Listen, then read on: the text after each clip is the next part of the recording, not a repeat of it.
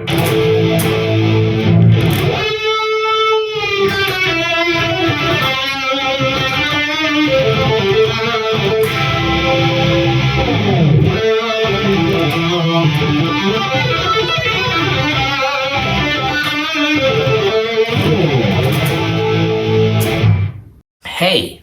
today we are looking at the easiest place on the neck to transition from regular playing to two-hand tapping.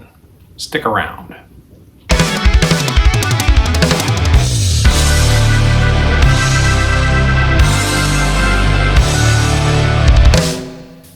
Two-handed tapping can sound really cool when moving it across the strings.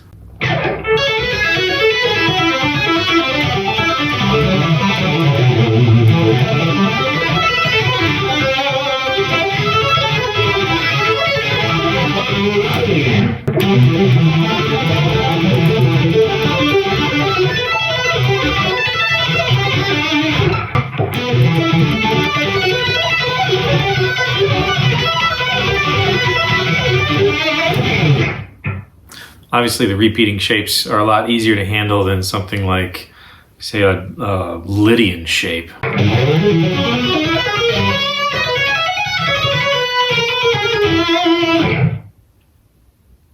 Quick side note here, I really like the one-shape scales.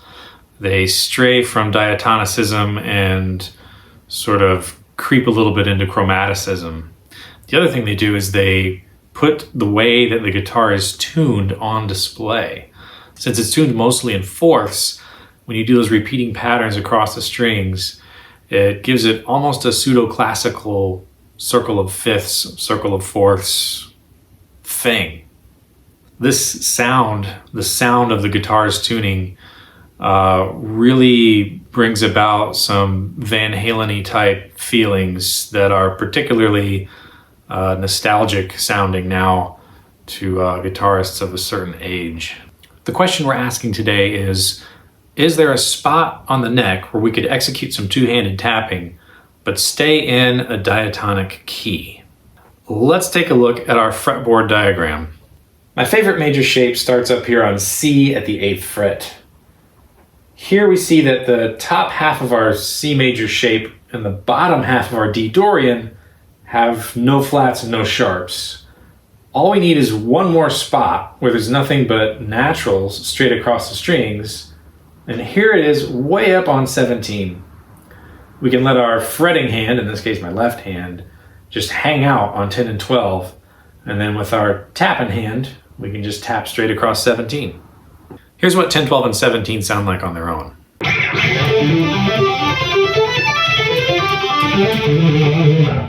It sounds interesting, but we need to apply it to some musical contexts. So let's try it in a few different keys and see how they sound, see where it lines up on the neck with where we're at. If we take another look at our fretboard diagram, it looks like D Dorian might be a good starting point. We have a lot of D's and A's, and A is the fifth of D, so it should help reinforce D as the tonic.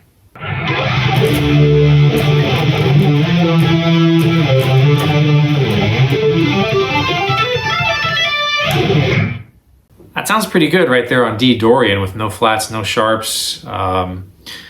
Let's try it against a different minor mode. Let's go with, our regular old run-of-the-mill A minor. Do like some bluesy stuff first, then try to throw it in and see how it works.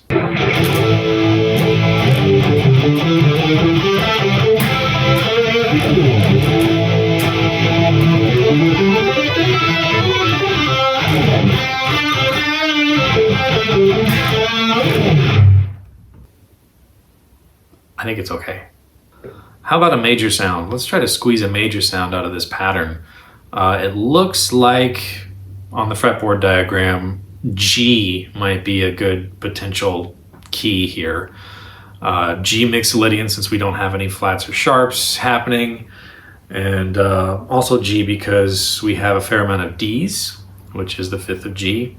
But I propose we take that very highest note, move it down 2 frets to give us another extra G so that it sounds more GE.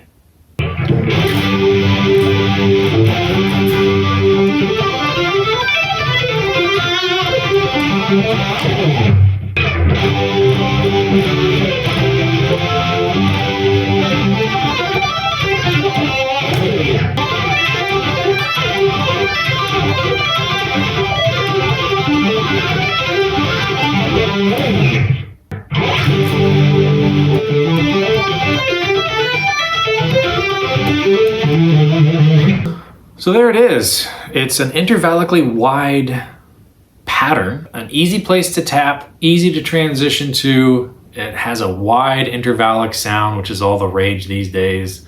And see if you can work it into your next solo. For now, go forth, practice, have fun. See you in the next one.